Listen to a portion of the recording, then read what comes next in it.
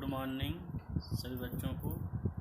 Online class में आप लोगों का स्वागत है। पिछले वीडियो में हमने आपको मूल संकल्पनाएं तथा उस पर आधारित गणनाएं आपको बताया गया था। आज इस वीडियो में हम आपको परमाणु संरचना एटॉमिक स्ट्रक्चर के बारे में बताएंगे। जैसा कि आप लोग पहले से जानते हैं, परमाणु के बारे में भिन्न भिन्न वैज्ञानिकों का अपना अलग अलग मत रहा है। उसी क्रम में डाल्टन ने भी अपना परमाणुवाद सिद्धांत दिया।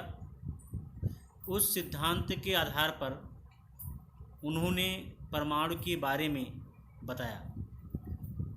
डाल्टन के परमाणुवाद के नियमानुसार परमाणु किसी तत्व का वह छोटे से छोटा अविभाज्य कण है जो रासायनिक क्रिया में भाग लेता है और उसमें उस तत्व के सभी गुण विद्यमान रहते हैं।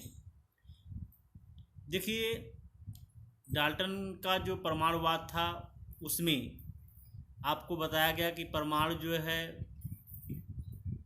किसी भी तत्व का बहुत ही सूक्ष्मतम कण है जो अविभाज्य है और रासायनिक क्रिया में भाग लेता है, ठीक ना, और उसमें उस तत्व के सभी गुण विद्यमान रहते हैं। जैसे पहले तो ऐसा बताया कि जो है अब क्रिया में भाग लेता है, अविभाज्य है, लेकिन बाद में 20वीं शताब्दी के बीच में आपको बताया गया कि ये विभाजित होते हैं तो छोटे छोटे कणों के रूप में, जिसको इलेक्ट्रॉन, प्रोटॉन, न्यूट्रॉन कहा गया। वो आपको बाद में बताया जाएगा इसी चैप्टर में। आगे देखिए, परमाणु शब्द का सर्वप्रथम जो शब्द का प्रयोग जो है सर्वप्रथम डाल्टन ने ही की थी और अणु शब्द का प्रयोग सर्वप्रथम एवोगाड्रो ने किया था।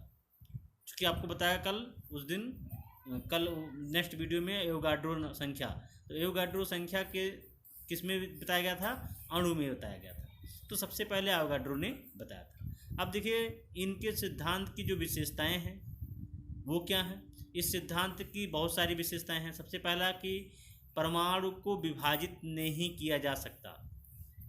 इन्होंने बताया कि परमाणु को विभाजित नहीं किया जा सकता। दूसरा विशेषता बताया गया, किसी भी रासायनिक अभिक्रिया के दौरान परमाणु ना तो उत्पन्न किया जा सकता है और ना ही नष्ट किया जा सकता है। मतलब परमाणु को ना तो नष्ट कर सकते हैं ना तो उत्पन्न कर सकते हैं, चाहे रासायनिक अभिक्रिया चाहे जो भी हो कराई जाए, ठीक।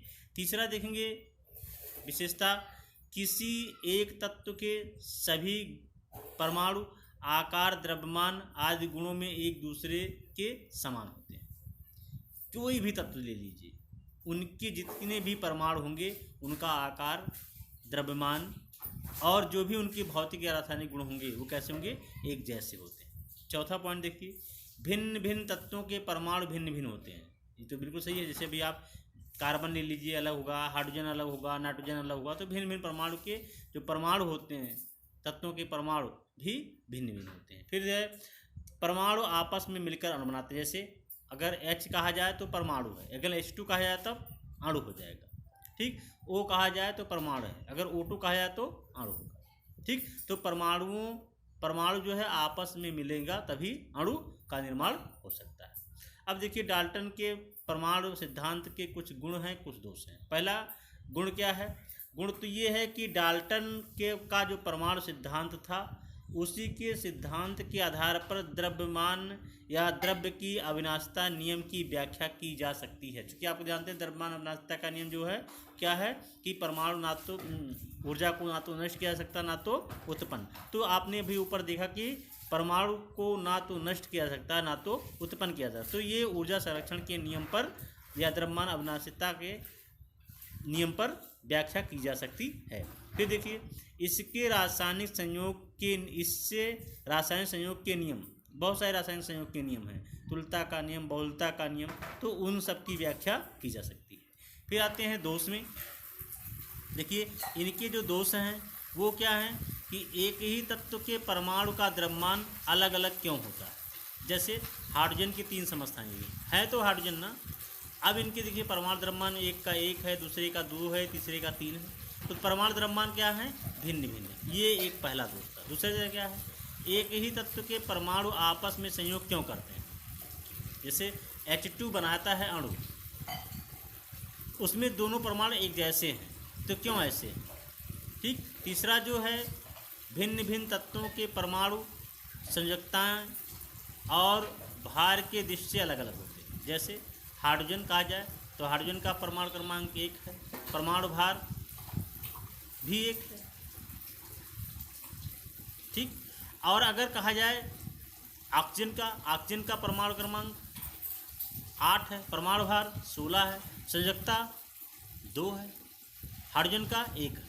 तो इकाई भिन्न भिन्न तत्वों का परमाणु संयोजकता और भार के दृष्टि से कैसे होते हैं, अलग अलग होते हैं। क्यों ऐसे होते हैं, ये इनका दोष। फिर देखिए आगे, जब ये प्रारंभिक परमाणुवाद हो गया तो आधुनिक परमाणुवाद का सिद्धांत जो है वो दिया गया। वो कैसे दिया गया, आधुनिक परमाणु सिद्धांत निम्नलिखित खोजों और प्रयोगों के उदाहरण। ऐसा नहीं कि उसको हवा में दे दिया गया, उसको खोज किया गया और उस पर प्रयोग किया गया। सबसे पहला प्रयोग जो किया गया वो विलियम क्रूक्स के द्वारा 1879 ईस्वी में तथा जे थॉमसन के द्वारा कैथोड किरणों की खोज किया गया। कैथोड किरणों के द्वारा, आप आगे पढ़ेंगे, कैथोड किरणों के द्वारा परमाणु में इलेक्ट्रॉन की खोज हुई। तो ये कैसे था, ये आधारित था प्रयोगों पर। दूसरा देखिए गोल्ड स्टीम 1886 के द्वारा धन किरणों की खोज हुई। किसके द्वारा, 1886 के द्वारा। फिर रदरफोर्ड 1909 के द्वारा नाभिक की खोज हुई। और परमाणु क्रमांक था मोग्गले का प्रयोग 1913 में हुआ। ये सारी चीज़ें जो हैं, ये खोज जो हैं वो प्रयोगों पर आधारित है, जिसके द्वारा आधुनिक परमाणु सिद्धांत का आधार किया गया, आधारशिला रखी गई। तो इन सब के बारे में विस्तृत की चर्चाएं नेक्स्ट वीडियो में होगा, जिसमें आपको विलियम क्रूक्स के तथा जे थॉमसन के द्वारा कैथोड किरणों की कैसे खोज हुई, धन किरणों की खोज कैसे हुई, नाभिक की खोज कैसे हुई, परमाणु क्रमांक पर कैसे प्रयोग किया गया, ये सभी का वीडियो आपको नेक्स्ट क्लास में, नेक्स्ट वीडियो में दिया जाएगा, जो आपको अच्छा लगेगा। इसलिए जो है आप अभी से तैयारी करना शुरू कर दीजिए, लिखना शुरू कर दीजिए।